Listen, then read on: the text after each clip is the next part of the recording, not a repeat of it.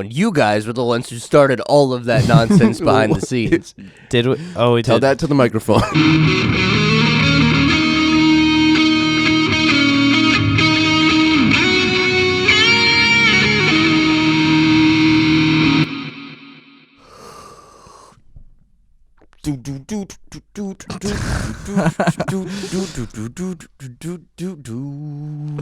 Copyright strike. On ourselves. Yeah, on myself for the cooking show. Like, Are we? We are registering? yeah, we're going. Okay, good. oh, Yeah. I can't see the waveform. Oh, there it is. There we go. I didn't see anything happening on the waveform. So. you can't see. You don't need to see the waves, man. You just gotta feel them, brah. Feel the waves. Yeah. Welcome everyone to another episode of the Life Podcast. We always rely on Eric to like. Wait. Hold on. Wait, Can we finish it this time? I have a statement to make. I was watching surfing. I thought it was really boring at one time, but then a bunch of us watched it together, and it was actually kind of interesting. Would you Like do, surfing competitions. Did you like overdub it? No, like yeah.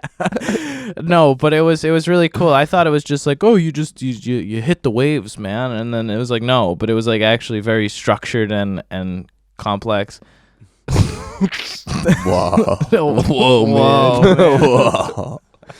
Okay, So good Eric, morning, you can everybody. go. I'm gonna hijack Eric's role this I was morning. gonna give You it got back it. to Eric. Welcome to the Life Podcast. You're here with Benjamin, Eric, and I'm Tyler, and this is the podcast where we talk about practical life application to further better our lives and other shenanigans and fun stuff. Yeah. Hey, this is episode 13.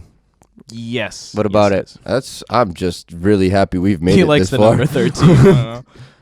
I'm just saying, it's like we've made it this far. This is amazing. Eric's like, I thought we were gonna do 4 episodes, maybe. Maybe 3. But we are going, you know? I'm not surprised. See, that's one thing, and we've always kind of talked about it, and in like our private conversations, I like how we talk about it. We're like, oh, get a room full of doers, and what do you expect? Yeah. You got 3 doers behind microphones. We have 3 people who said, okay, I signed up for this thing, and I'm going to do it, like, because I said I'm going to do it. We shouldn't be surprised. Yeah, no, I shouldn't. But I guess, you go into things with like little expectations. So at least I do. I go very low expectations, not because I don't trust other people. It's just like Because people suck. yeah, Like and like the dolly. exactly. You have you have low expectations, but whatever comes out of it is cool. That dolly was on point. So we built a dolly, Yeah. like a camera track dolly. Hopefully we can explain this right, so that the camera can move like sideways and not move. Like up and down, so it stays very even. So we built one instead of buying one. That was really cool. It was a fun project putting that together. Yeah, it was. It was yeah. cool. We saved a couple bucks, so that was good. Yeah, and we didn't lose any fingers, so that's always good. Yeah. Yeah. Overall. Gang's all here. So I guess we can get into some serious stuff already, but like, isn't it so funny we're so conditioned to like have to set our expectations so low because people are just so unreliable nowadays, and it's like, it's okay to just be completely unreliable. Yeah, it's like you really should come down to yourself, and you should hold yourself more accountable. But a lot of people don't have that accountability anymore. They're just like, oh yeah, well that didn't work out, and they just kind of put it behind them, and they just keep moving forward. Or not even so. It's like, oh yeah, let's do that thing. And then it's like, okay, well, let's see how long this actually lasts. That Yeah. shouldn't even be a thought. Like, I think that's based off of more of like a social hierarchy where it's like, okay, I don't want to make you not like me, so I'll tell you, yeah, one day we'll do this thing, or we'll meet up next week, and then it's like, it's not that they don't want to be like reliable. It's that I don't want to make you think that I don't like you, so I'll agree right now, but then we'll just all pretend like we didn't hear anything. You know? Yeah, no, I think you're completely right with that, Benji. I think you're absolutely right. It's a lot of like people are afraid to say no. So they'd rather just say yes just to keep the conversation light at the moment, and then when it comes down to it, they don't really go through with anything. and I think it's some of the social conditioning, like Benjamin was saying the other day, like, just because I don't agree with you doesn't mean I hate you. Yeah. It's like, it's okay to say no. And that's huge. Just be like, hey, listen, I respect you so much more if you tell me no. nah, I can't. Yeah. Because legit reason. If people just say no because no too, it's like, dude, you didn't even hear it. Like, you didn't even hear it now. Yeah. But if I like say my entire spiel out to you and I want you to be involved in something and you respond with, nah, I have other things going on or whatever, or no, I'm actually not really interested in that. I'd rather you say that than tell me, yeah, absolutely.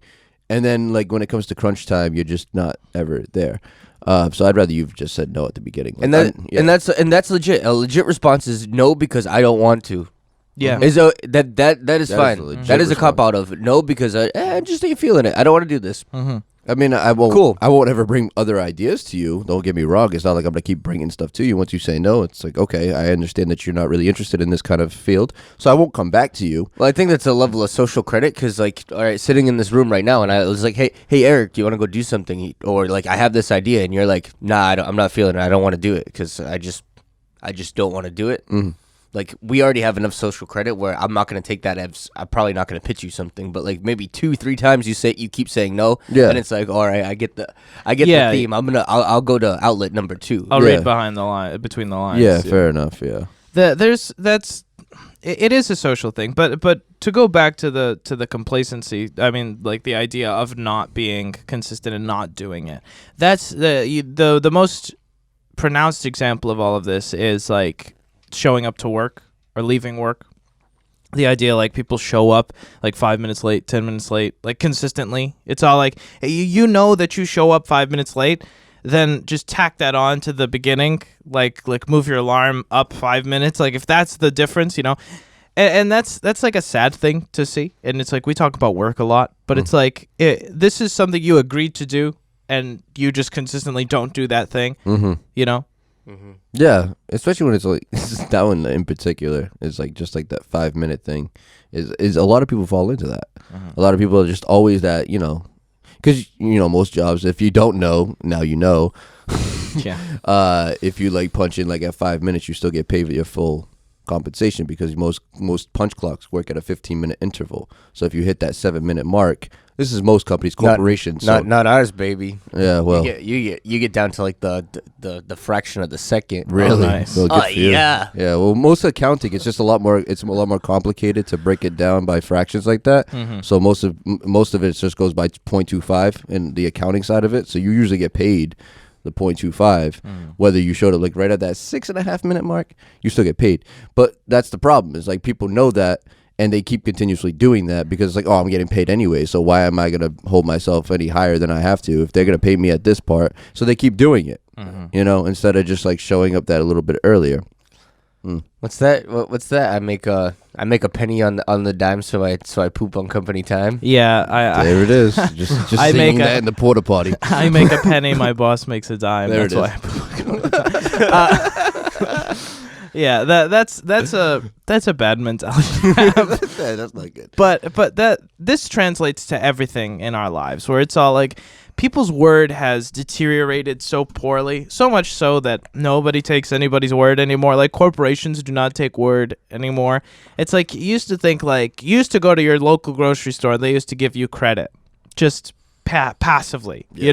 They used to be like, hey guy, like especially back from where like the Portuguese culture, but even in America it was the same thing. Yeah, absolutely. But it's like, oh, I got you next time, and it's like, okay, no problem. I know that you got this amount. I know where you live. I know who you are. Exactly. Yeah. I've known you forever. Like these are people who have lived together. This was before the advent of large cities. Everybody knew everybody. You have a little tally. Jeff owes $10. Yeah. And the next time that Jeff gets paid, he gives you the $10.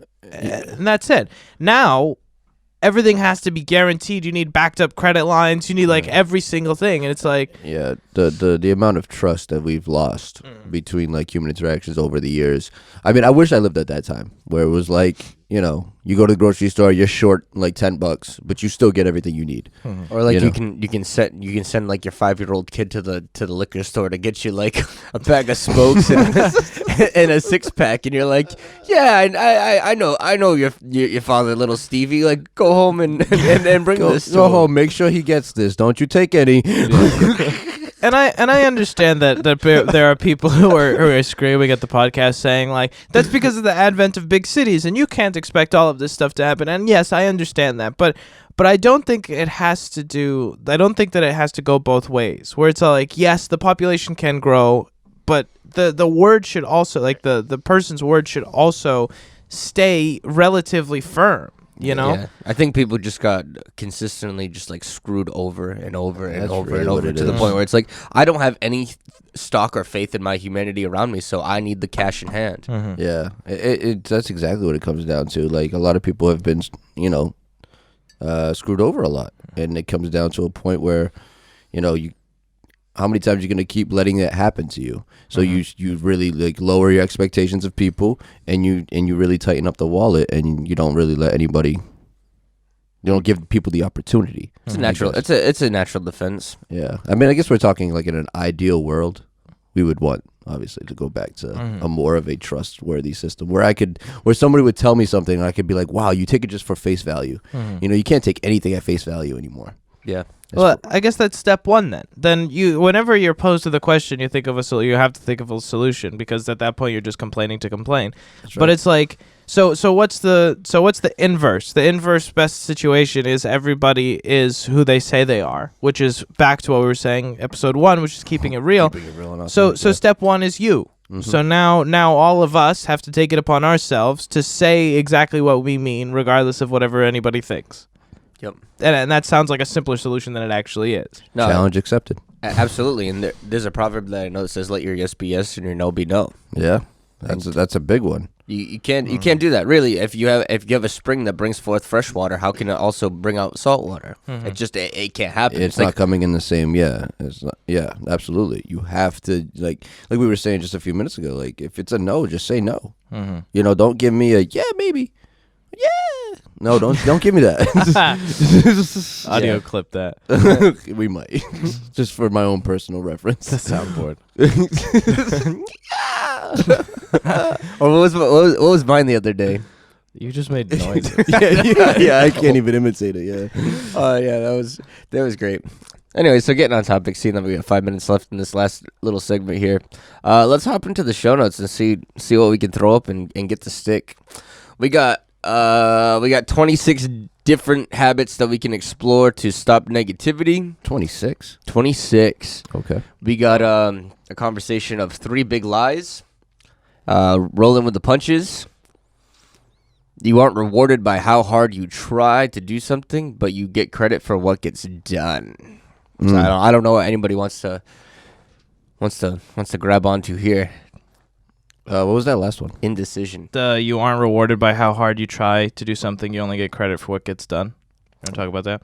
Yeah, I mean that's like a core like. It's tough because it's all like, oh, I tried really hard to do this thing, or I tried really hard to achieve my goals, or I tried really and it's like, you only get credit for what gets done. It's like you can try to do something, you can try really hard to you think of it in like physical carpentry or whatever. Like it's like I tried really hard to make a table, and I didn't make a table. I made nothing. I was thinking, I was watching a bunch of these videos. Sometimes I get on like boxing and MMA kicks at work, and we just sit down and watch a bunch of YouTube videos. And a series that I was watching was like 10 of the greatest hype jobs like gone wrong, and then like part 2 and part 3, and basically people who like they hype up the name and like this dude's gonna destroy that guy, and like within 30 seconds just just cooked. That happens a lot in MMA. Everybody talks. That's amazing. Well, that's it. It doesn't matter how much you talk or how hard you really try. Yeah, like quote unquote. Sometimes it all depends on the end product. Yeah, The proof's in the pudding. Everyone has a game plan to get hit in the face. Yeah, it's Mike true. Tyson, I believe. That's a quote. Okay, Yeah, fair that's enough. a quote. It's been a long time since I got punched in the face, I tell you what. Yeah. Anyways. No, but really what that boils down to is like a lot of people say like, oh, I'm stuck in this situation, but I try really hard to get out of it. And it's like, usually the people who say that are the ones who that need this type of situation. And I think there was a point in my life where I needed it too, where it's all like, I try. You convince yourself that you're trying. It's like, are you really trying? Well, step 1, are you really trying? Because if you're trying, you're going to see a result in something. You're either going to see a result in understanding it, like knowledge-wise. You don't bang your head against a wall for long enough without learning at least something. You learn that at least the wall doesn't move if you bang your head against it. Yeah. It's like there's a process to doing all of this stuff. And it's like, if you're quote unquote trying and nothing is happening, you're not trying. You're just just passively sitting through a situation. Yeah, it takes endurance, and it takes real courage, and to be able to be determined to actually, when you try, it's not just one little try. You see this all the time in society, and I don't want to get too deep because we only have 2 minutes. But you see like somebody who is I guess you'd say mentally weak. They're mentally or emotionally weak, and they give this little tiny pathetic try. It's like, oh God, now I give up because I tried. I'm done. It didn't work. It's just like you didn't even put your best foot forward. You didn't give it even 10 minutes worth of effort. You just gave it the little bare minimum, so you had the scapegoat of, oh no, I didn't do it. So, Yeah. that's so common. Yeah, it's unfortunate, but like I think it comes down to like a lot of people are afraid of like it not working, so they don't want to put all their attention to it, and then like the more attention you put towards it, the bigger it's gonna hurt. Yeah, right, when it doesn't work. Oh wait, well, and it hurts too, and that's that thing we were talking about on the show earlier. Is like you need to give 100% to Plan A, because what if that 10% that you reserved for Plan B was the 10% to push That you Plan A needed, over? Yeah. Or even so, like I didn't want to go in that direction, but you were saying like I think that a lot of people don't put their best effort into, or like all that effort into Plan A, not because they're afraid of it not working out. It's so that they have the scapegoat out of, look, I tried, and now I don't have to actually put any effort in because I tried. And a lot of people, it's like, I don't think they go into it consciously with that. They go into it like, at least I tried, but they don't realize. I don't think they're realizing the actual effort they're putting forth. I mean, in my opinion, I can't imagine ever putting myself in a position where I only like try something for a half a step before this, like, unless it's like really bad, like, never mind, but I won't list what those things are, but like, if you're gonna do something, do it. Like, at least like put your full effort in, go into it with the expectation of success, and whatever happens, but at least like I put my best foot forward. It's not like this this halved, what I was gonna say, all right? I can bleep it out later. But this just this half effort forward that you're never happy, because when that's what you regret. I think you regret the half efforts, in my opinion. Or it's the scapegoat out. It's one or the other. It's that half effort, so that I said I tried, but I really didn't try. Well, we'll talk about both of them when we come back from the break. Magic cards. We're not even gonna need the transition music anymore. It's just gonna be Tyler just like making random noises. Welcome back, everyone, to the Life podcast. We're here. We're talking about perpetuating life choices. Hold on. You're throwing me under the bus for making the magic conch sound when you guys were the ones who started all of that nonsense behind the scenes. Did we? Oh, we Tell did. that to the microphone. Yeah. Yo, we're picking up the. Oh, it was Eric. Eric was like, and then he was like breathing, and I was like, mouth exercise, like, it's like, and then I like forced it, and then I hit record, and then we cut. We only catch Tyler doing stuff. Okay, all right, go ahead. Comes out in post, Tyler. So basically, Post Malone, 1995. Yeah. Throwback. Okay. That was like the year he was born. Yeah, exactly. Was it? Yeah. It's gotta Why be do you close. know the year that? It's it was close. It's gotta be somewhere in there. I know it from watching Donut Media videos, because that's like an ongoing joke with them. It's like, oh, and Porsche did something in 1994, 1 year before Post Malone was born. No. I didn't know that. That's the new record of timekeeping. Yes, exactly. All right, so develop our thoughts, please. We were talking about the concept of perpetuation of Eric's breaking down over there. That was good. Oh man, sorry. You can thank Donut Media. I wasn't prepared for that. That's great. So for the third time, we're talking about perpetuation of ideas, where it's like the idea that if you expect to succeed, that will give you the mindset to do things that cause you to succeed. It's most visible in other ways, where it's like if you I was trying to use a sports reference, but I don't even know the terms required. Score all the points. Yeah. The goals. Like if you're gonna like throw a basketball into a hoop. Yep. Let's use the most basic system. Tyler is The most relevant. hyperventilating. It's the finals. You're throwing a basketball into a hoop. I don't know the terms. Don't judge me. Yeah. But you go in with the concept that you're not going to make it. Yeah. Then you're not going to make it. Absolutely. Yeah, and that's honestly, I almost fell into that trap personally, where it's like, oh, you know, you go into this mindset where like you want to keep trying things because you know that the not it's essentially the more every failure you have, it's one step closer to success.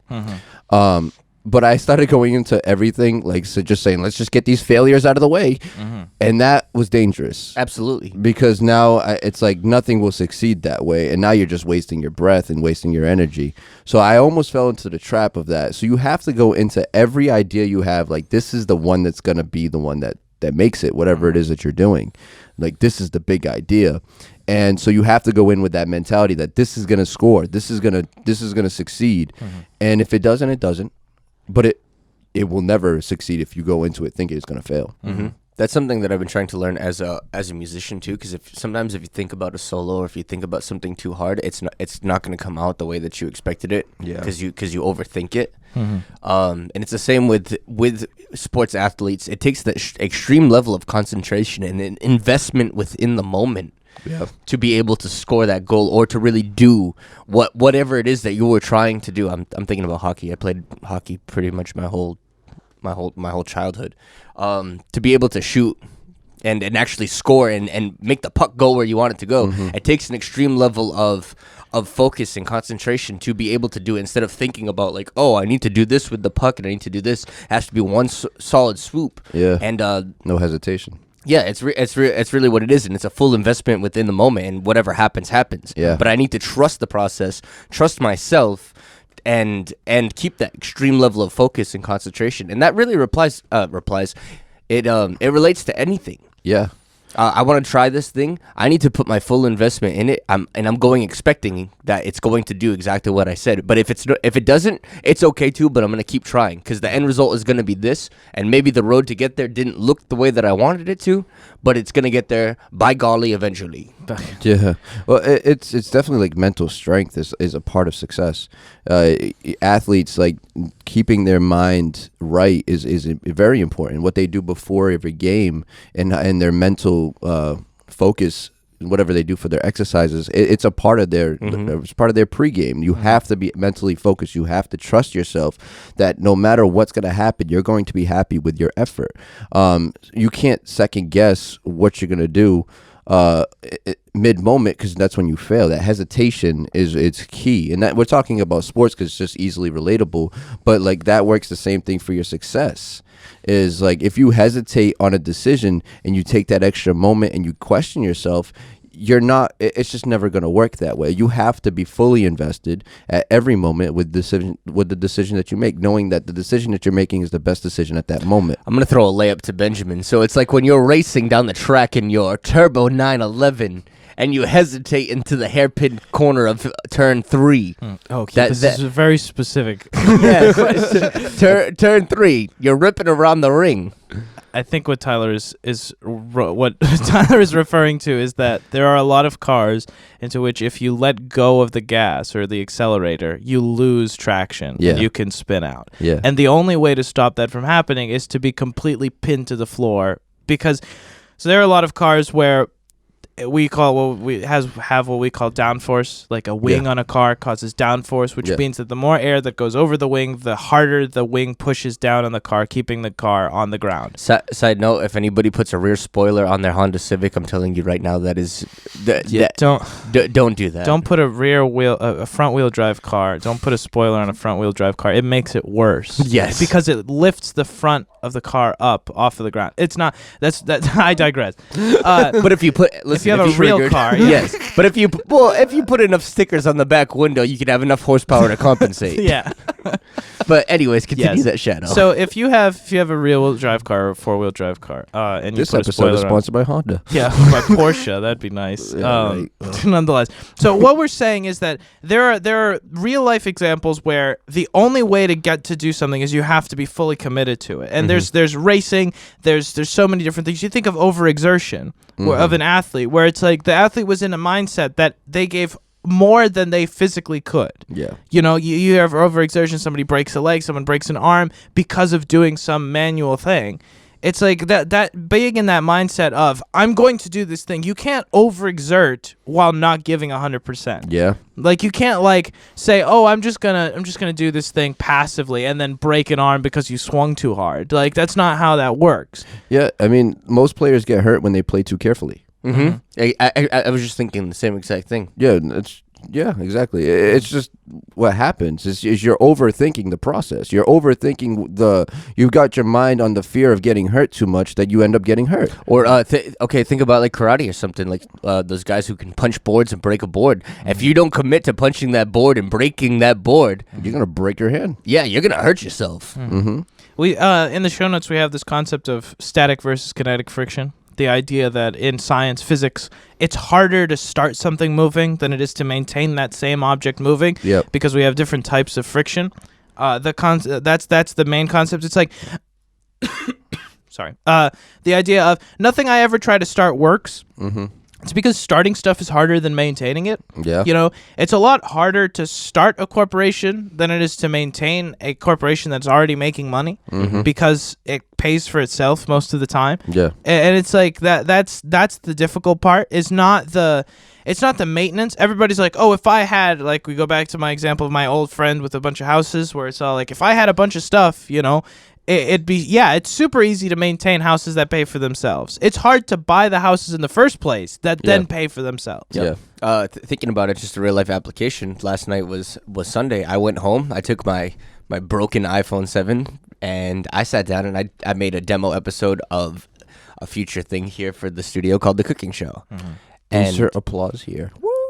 The iMovie ambient applause background noise that Yes. everybody. I scored all the goals, guys. No, but honestly, I said, I can't self because that's what I call myself. Self. Thomas. I said, you know what? I just gotta do this. I have to step out, regardless if I have the right equipment. I mean, I even got discouraged because the camera mount that I had that I bought from Ocean State Job Lot for $5, when I tried to mount it to the cabinet, I tightened it too much and I snapped the plastic. And it was like, oh, I guess all of my hopes and dreams just went right out the window making this cooking show. So you mean you didn't give up at that point? No, The hardware's fault. Yeah, I would have. No, honestly, but then it's like, oh, now I can't even get like decent angles. Like I have to work on like leaning my phone on the counter and laying it sideways of all things. So I was like, you know what? I don't care how good this comes out right now. I don't care what this is going to do. I'm going to do the best with what I have. And I preface the show like that demo show like that, saying, hey, this show is going to be all about just doing the best with what you have and having fun and having a laugh while you do it. Yeah. And I said, I can get that out of the way. At very least, it was practice for what is actually to come. And I got that fear of failure out of the way, walked through the motions, and said, okay, I have a complete and finished product here in an hour and 15 minutes. Ta-da.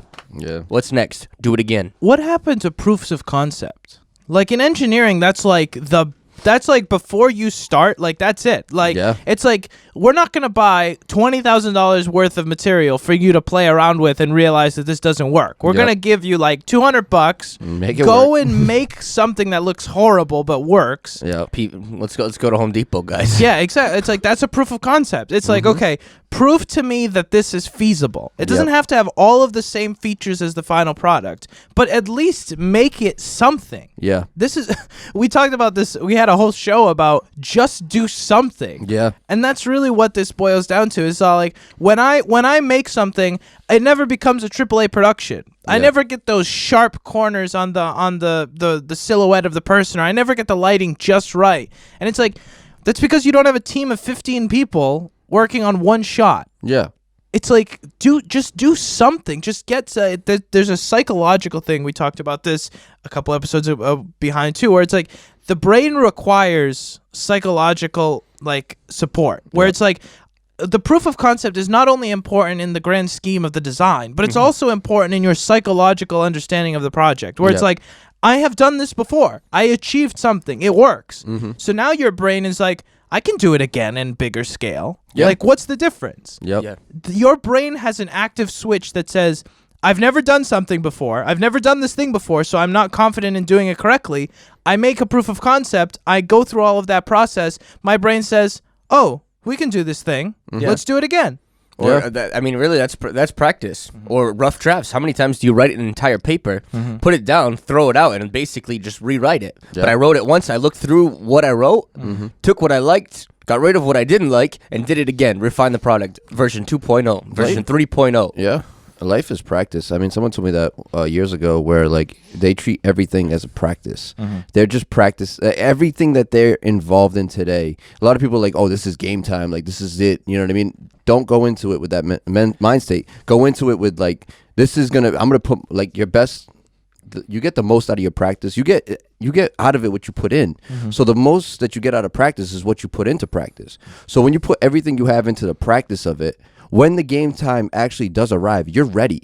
Every day is a preparation for whatever that moment is. So you have to treat it that way. So everything is a practice. Everything is a practice. You keep on getting better. You know, we're all continuously improving. Yeah, it's not failure. It's just practice. Exactly.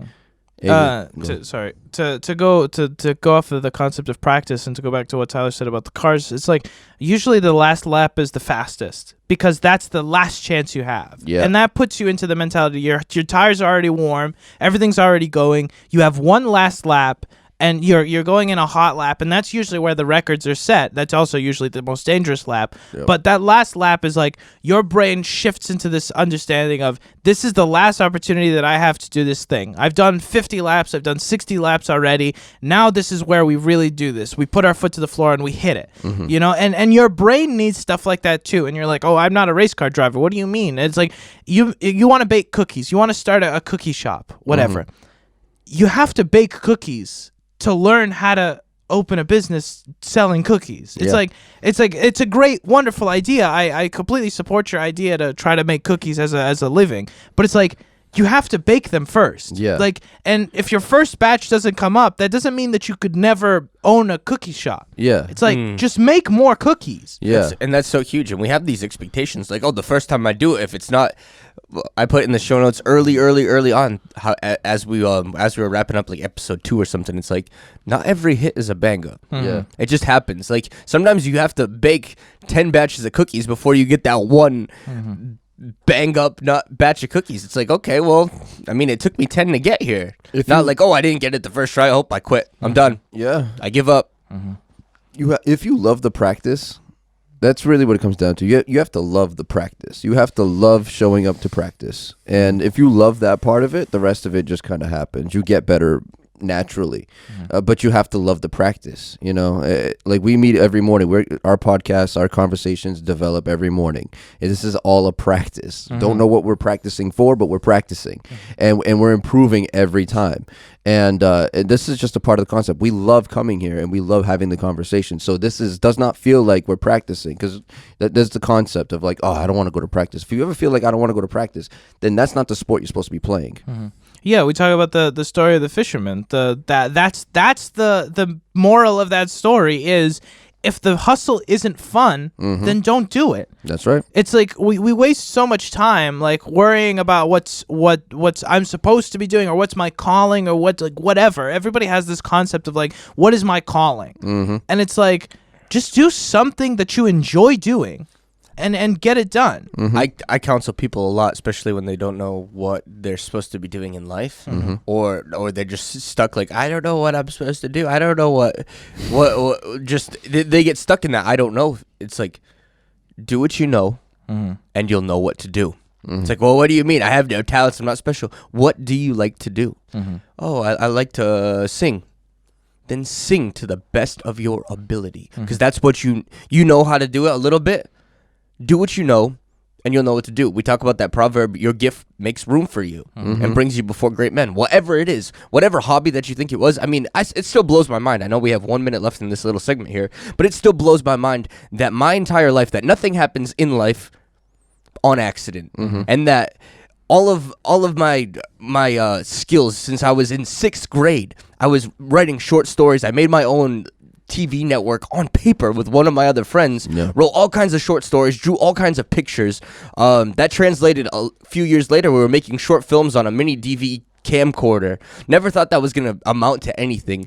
Had to settle for college, settled to go to New England Tech as filmmaker and music producer, just because I liked it and I didn't know what to do. threw those dreams in the trash because life threw me a couple curveballs and I just didn't handle them very well. And just to see this come back full circle, it's like, do what you know, and it will bring it. It will come back, and then you'll know what to do. And now I definitely know what to do now that my life is perfectly stable.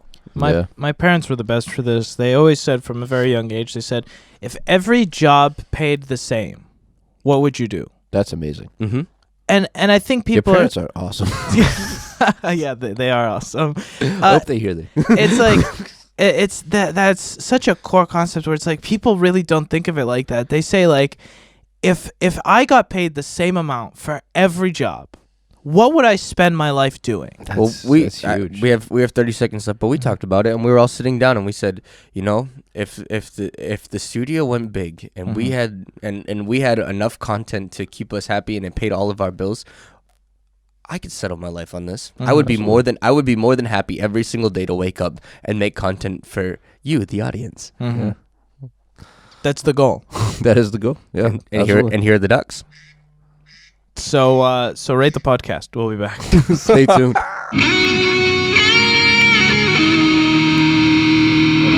Oh, See, we gotta be a little bit more fluid on the intakes. Yeah. Like if Benji's just ranting, just don't even just turn on the mic. We always have posts. Like you can just find where it's. I don't post where it's anything. written. Just leave everything on. We were talking about this concept of like you don't need to leave your job to follow your passion, and the idea that passion does not equal competence. It's like I can love something so much and be horrible at it at the beginning. Or horrible at it always. Yeah. And that's the thing. It's like everybody wants to be the next Jeff Bezos or the next Bill Gates or the next Steve Jobs. That they're all like, well, they dropped out of college and they went to they worked out of their basement or their garage. And it's like, yes, that worked one time. It's like that worked a couple times. It's like not every success story happens like that. There are also billionaires who went to college and did all of the stuff and did it correctly, and took the step by step. The goal of what my rant was is the concept of you don't have to quit your job just to follow your passion. Follow your passion while doing your job. Yeah. You know, and eventually, so back to CGP Grey, we talked about he's a YouTuber, he's a creator, he was a teacher for a long time. He taught physics in high school. And he saw like there was a direct number that my passion, which was YouTube at the time, had to make before I quit. He's like, I loved making YouTube videos. I made I made an amount of money and I had a number. I had an Excel spreadsheet that said, I have to hit this number before I can quit my job. And he says, when I hit that number, I turned in my papers of resignation. He's like, not before. Because I needed to see results before I could go and say, I'm going to change my life because of this thing. Yeah. And that's what I think a lot of people need to do, where it's like you can achieve what you want to achieve. You can achieve anything because it's been achieved before. Yeah. If you see something, it's been achieved. If you want to make chairs for a living, somebody makes chairs for a living. Yep. That's what it boils down to. There's nothing stopping you from achieving that goal. It's going to take a massive amount of hard work. It's going to take massive amounts of sleepless nights. It's going to take hours and hours of stress and crying and sweating and tears, But if that's all worth it to you, if you want to make chairs for a living, you can make chairs for a living. Yeah. Yeah, the result thing is huge. Like, you have to like you were saying earlier, you have the proof of concept. It's the same thing. Once you see yourself actually on a successful, some sort of successful path where it's maintaining itself in a small scale, you know that it's attainable. If you can make your first dollar doing something, then you know you can make a living off of it. Yes. If you want to be a business person, you want to sell used items, you want to sell whatever, buy something. One thing, just one. Yeah. You don't need. People have this concept and sell it. I'm going to finish that statement. People have this concept of, for me to be a business person, I have to have $100,000 worth of stock in inventory so that I can sell whatever this person wants. No, buy one thing, sell that one thing, take the profit, buy two things, sell those two things. Yep. It's a very simple concept. The application of it is very difficult. Okay, because a lot of people are passionate to be business people. A lot of people are passionate to be whatever. And if you're not a business person, apply this to the arts, apply this to the humanities, apply this to whatever. The passion is simple. The passion is already there. The application of that passion is hard. The application of that passion takes sweat and tears and blood. It's not because, oh, I'm going to buy this $1 chair and I'm going to sell it for $5. I'm a business person. It's now replicate it. Do it again. Yep. Don't quit your job because you made $4 profit on a chair. I've seen a lot of people do that because then you get stressed out. Yeah. Because then you start saying, I need to make $1,500 a month and I only made $4 profit on this chair. What did I do? Now I'm never going to follow my dreams again. It's like, no, you made a bad decision one time. That doesn't mean that nobody can follow their dreams. It means that you made a really bad decision based off of zero evidence that you could achieve this thing. Yeah. And going back to the beginning of the show, we were talking about the mental courage to even start, and a lot of people want the scapegoat not to follow their dreams because they maybe they tried to muster up a pansy-witted try, and it's like, oh no, I tried, I'm done. Yeah. That's it, it's over. Nope. I tried to chase my dreams one time and I failed.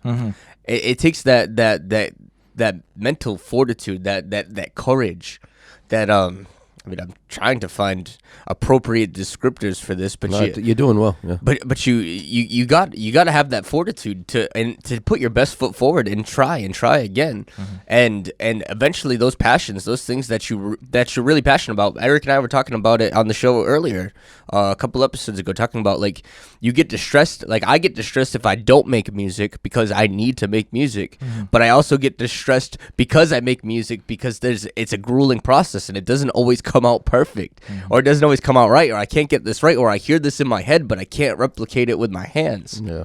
There's one common word between everybody, like between all the people that have succeeded, and I think that one word is relentless. You have to relentlessly go for it.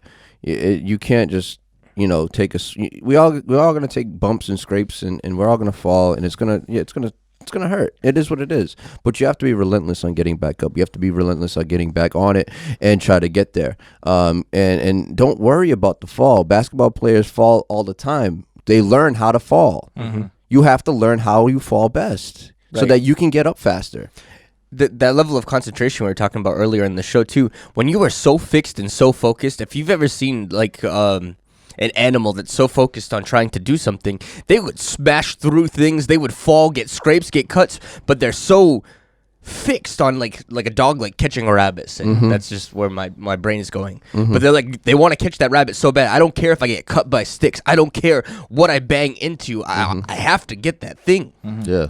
The animal kingdom is full of those things. Yeah. There are very clear lines where it's like an animal will exert so much energy and so much force that if it doesn't catch the food that it's going after, it may die of overexertion because it wasted so many calories trying to achieve this thing that if it doesn't get it, it's going to die. Plan A. And that's we misinterpret the animal kingdom so much, and we're like, haha, that's dumb. That cheetah, that's really dumb. Like, why would it waste all of its effort on this one thing? There's so many more animals that it could possibly get. And it's like, no, you have to take the examples of this is the only option. And I told this to somebody one time. We were having a conversation, and I said, for me, the best option is the only option. If there's a best option that you can theoretically achieve, why are you fighting for anything but that option? That's right. It's like, if I can achieve this thing, if this is an option, be it whatever, be it like a house or a car or like an end product, if this is what I can achieve, why are you looking at anything but that option? Yeah. Why are you letting the second place and the third place positions get your like, why are you focusing on those things? If you could theoretically achieve the best, fight for that until that's no longer an option. Options get taken away. I've seen a lot of people who were afraid to jump into something, and then as soon as the opportunity went away, they beat themselves up because of it. Yeah. Because they said, I should have done that thing. I should have got, and that's people understand what I'm speaking about. Like I'm referencing a certain thing, but it's like the concept of, if you wanted something, you should have jumped for it. Because that opportunity to jump isn't always going to be there. That's right. And that's the hardest thing to live with, I've come to find out. Instead of taking a loss or taking a failure or not working out the way that it should have, that shoulda, woulda, coulda regret is so much harder to forgive yourself and to live with. Yeah. Yeah, that's my biggest fear, is having that regret of like, oh, I wish I would have tried harder.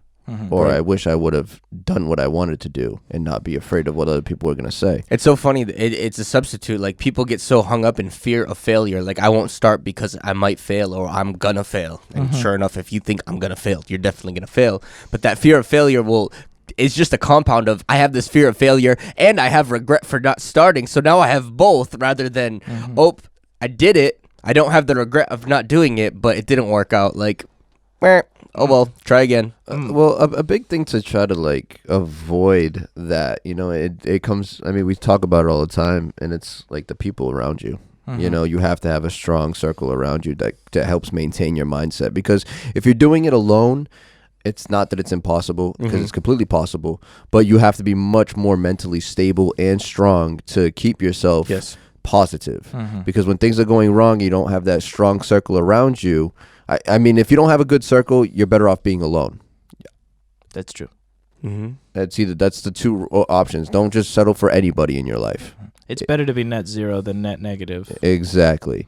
And when you're around positive people who reinforce your efforts, then that'll help you in this process. They'll encourage you to keep trying. They'll encourage you to fail, like not be afraid to fail. Well, you need those right people they'll give you what you need in the moments. And sometimes some people, a lot of times us, I mean, it's so common as human beings. A lot of times we look for a hug when what we really need is a push. Yeah. It's like, okay, well, great, you're doing fine, keep going. It's the little kid that falls down. Yeah. If the parents go over and coddle little kid, oh my God, my poor baby, are you okay?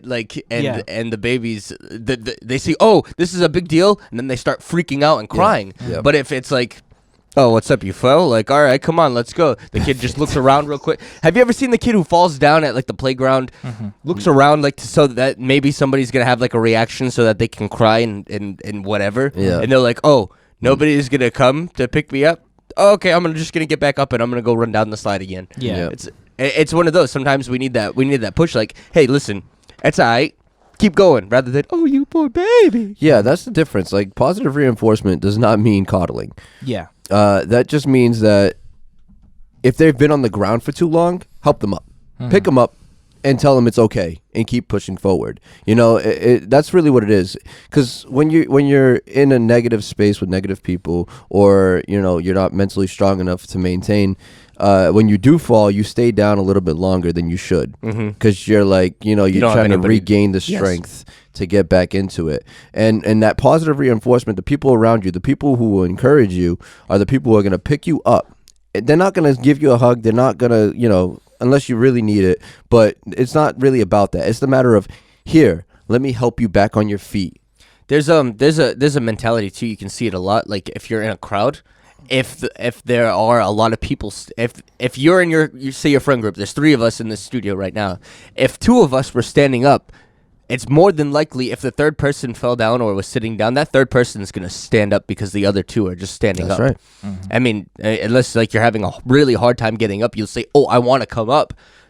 We're standing up already, then I'll help you up. But Exactly. It's that support group of, wow, everybody else in this room is standing up right now, even though I just fell down. Like, oh, maybe I should just strengthen my legs and stand back up. That's why it's dangerous when you do it alone, because you're in a room alone. At the end of the day, I'm saying, like, in a physical sense, even in your mind, you're alone, so you don't see anybody standing. So it's okay to stay on the ground a little bit longer because no one can see you, or stay on the ground and never get back up, or stay on the ground and never get back up. Which I pray that none of you guys ever go through that, because that is really where regret comes from. It's like, you have to put it's relentless. You have to keep getting up. That was really good. I liked what we just said just there. That all boils down to a misuse of potential. The only times that I can remember right now that I've been disappointed in people. I try not to get mad at people, because you can't really get mad at somebody when you start looking at things as like, this person is pulling to their side. Yep. But disappointed, I do get disappointed with people, but it's always because of the loss of potential. Yeah. I look at a lot of people in my life, and this is relationships, this is friends, this is whatever, and it's like, you had so much potential, or this thing had so much potential, and you just walked away from the potential that you... That was mine. I'm sorry. No, that's all right. I didn't even hear that. I was like, what is that going on? But this loss of potential where it's like you had so much opportunity. You had so many things that all you had to do was continue doing what you were already doing, and you lost everything because you psyched yourself out and you walked away from an opportunity. And it's like that sometimes we psych ourselves out and we say, that's really what all of this whole conversation boils down to is don't psych yourself out. Don't get in your own head. Don't say, this is going too well. Don't, like, this obviously can't be the situation. Let me jump the boat. Or, that will never work, so let me not even put effort towards it. Because you psych yourself out, you get yourself into a position where you freeze. And there's a couple people in my life that I've seen freeze. And then when the phone stops ringing, like the concept of like a phone call where it's like you only have a certain amount of time before the phone stops ringing, and you freeze and you look at it and you don't know what to do, and the phone stops ringing and then the person starts crying. And it's like, you had the opportunity to pick up the phone. Why didn't you do it? You were afraid of what was going to happen when you picked up the phone, and then you beat yourself up over not picking it up. Yeah. And it's like, we can't live our lives perpetually regretting the actions that we didn't take. It's like, if you want to start something, start taking steps. It's probably not going to be what you anticipated, but keep fighting. If you have a passion, do it. Because at the end of the day, when it's all said and done, you're not going to remember how many times you failed. You're going to remember the times that you succeeded. Absolutely. Yeah, that's I think it's a great note to end on. So thank you so much for tuning in. Here are the Ducks, and we will talk to you next episode. Thank you for listening to the Life Podcast Show. We really appreciate all your support.